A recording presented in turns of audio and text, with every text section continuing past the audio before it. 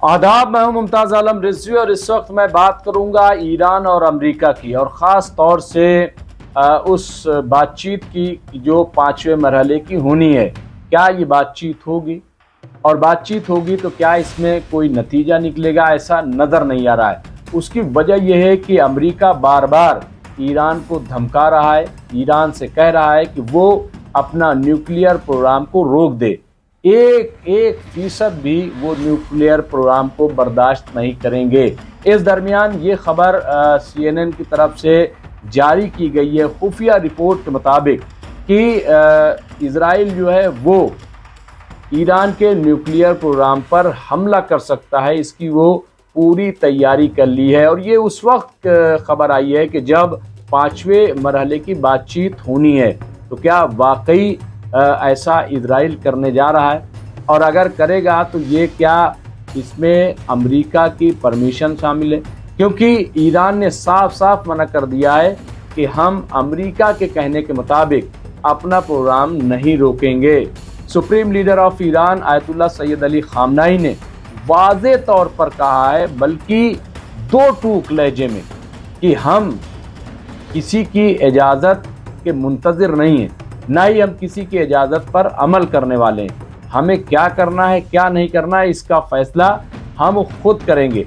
इस सिलसिले में हमने शौकत भारती साहब जो हमारे एक्सपर्ट हैं उनसे हमने बातचीत की कि क्या ऐसे सूरत हाल में क्या बातचीत मुमकिन है, और क्या अमेरिका और ईरान एक साथ बैठ सकते हैं।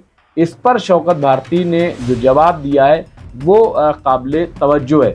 आप सुनिए ज़रूर, क्योंकि पाँचवें मरहले की मीटिंग होनी है और उससे पहले जिस किस्म का ड्रामा किया जा रहा है, ईरान पर जितना प्रेशर बिल्डअप किया जा रहा है, हालांकि ईरान पर हमला करना इतना आसान नहीं है, लेकिन इसके बावजूद एक हवा बनाई जा रही है, एक माहौल तैयार किया जा रहा है और ईरान को डराने की कोशिश की जा रही है। लेकिन जो लोग ऐसा कर रहे हैं शायद वो नहीं जानते कि जब हूती का मुकाबला अमेरिका नहीं कर सका तो ईरान का मुकाबला इजराइल कैसे करेगा। बहरहाल आइए सुनते हैं शौकत भारती ने क्या कहा। देखिए मुमताज साहब, ईरान जो है उसका स्टैंड डे फर्स्ट से क्लियर है। जब पहली में क्या चाहता था अमेरिका कि सीधी सीधी बातचीत हो, 1 to 1 बात हो। इवन ट्रंप ने ऑफर किया था कि हम पेजिशकियान से मिलना चाहते हैं, हम क्या नाम है सुप्रीम लीडर ऑफ ईरान से मिलना चाहते हैं। ये ऑफर किसने किया? उन्होंने रिजेक्ट कर दिया। फिर यह कहा गया कि साहब डायरेक्ट हम लोग बैठकर बातचीत कर लें, ईरान ने रिजेक्ट कर दिया। ईरान ने अपनी शर्तों पर ओमान की बातचीत की। क्या किया कि इनडायरेक्ट बात होगी, यानी ईरान का डेलीगेशन एक रूम में रहेगा और क्या नाम है अमेरिकी डेलीगेशन एक रूम में रहेगा। बीच में ओमान था, इधर से लिख कर इधर जाएगा और इधर से लिख कर उधर जाएगा। उसमें पहली ही शर्त जो है विटकॉफ के साथ जो अब्बास अराक्ची का डेलीगेशन था, उसमें साफ साफ लिखा था ये हमारी सुर्ख लकीरें हैं, अगर इन लकीरों को मानना है तो बात होगी। उस रेड लाइंस में, सुर्ख लकीरों में उन्होंने दिया था, एक तो हम न्यूक्लियर इनरिचमेंट करना बंद नहीं करेंगे, इस पर कोई बात नहीं करेंगे। दूसरी बातचीत थी कि फिलिस्तीनियों की मदद हम उसी तरह से जारी रखेंगे, जो रेजिस्टेंस फोर्सेस हैं उनको हमारा सपोर्ट वैसे ही रहेगा। हम जो मिसाइल्स बना रहे हैं उनको कोई कि इतनी रेंज तक रखो, इतनी रेंज तक रखो, हम इसमें किसी का इंटरफेरेंस नहीं कर। हम सिर्फ सिंगल पॉइंट पर बातचीत करेंगे कि हम न्यूक्लियर बॉम्ब नहीं बनाएंगे, इस पर हो तो बातचीत करें।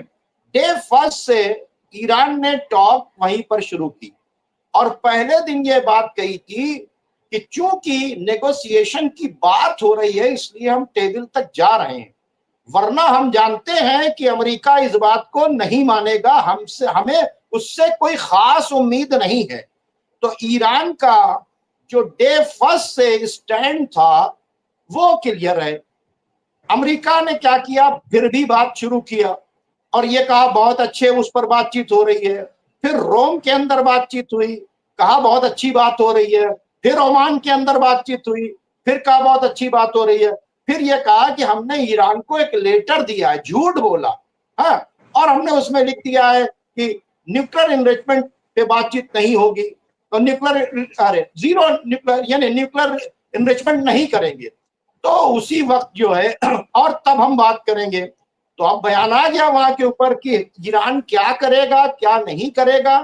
ईरान भाई इसके पीछे बहुत क्लियर कट वजह है। आप ये देखिए कि ईरान के जो फॉरेन मिनिस्टर हैं आज भी हमास के लीडर से मिल रहे हैं। किससे मिल रहे हैं? हमास के लीडर से मिल रहे हैं। क्या हमास के किसी लीडर को से मिलने के लिए यूएई का कोई डेलीगेशन आया? क्या उसे सऊदी अरब बुलाया गया? क्या सऊदी का कोई डेलीगेशन मिला? नहीं मिला। लेकिन जौलानी को बुलाकर अपने महल के अंदर ट्रंप से मिलाया गया। जौलानी का कर्जा माफ करने की सिफारिश की गई। जौलानी को कर्जा उतारने के लिए पैसा देने के लिए कतर ने भी कह दिया और सऊदी अरब ने किया। जौलानी के को सपोर्ट की बातचीत हो रही है, ठीक है। क्यों? जौलानी प्रो इजराइल है, हमास एंटी इजराइल है। फिलिस्तीन को सपोर्ट करने की बात नहीं हो रही है, जौलानी की सपोर्ट की बातचीत हो रही है।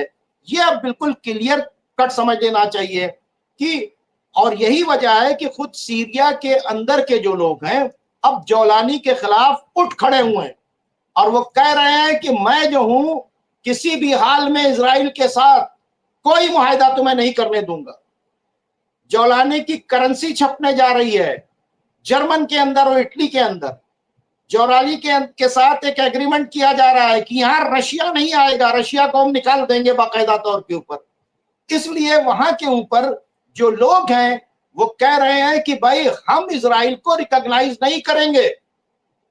जौलानी से और वहां पे क्या नाम है सीरिया के अंदर लोगों से टकराव इस बात को हो रहा है, जौलानी इजराइल को रिकॉग्नाइज कर रहा है और ये खुला हुआ मामला है। जौलानी का स्टेटमेंट है कि हम इजराइल की तरफ एक गोली नहीं चलाएंगे। तो जो इजराइल का दोस्त है उसको अरब कंट्रीज का सपोर्ट मिल रहा है।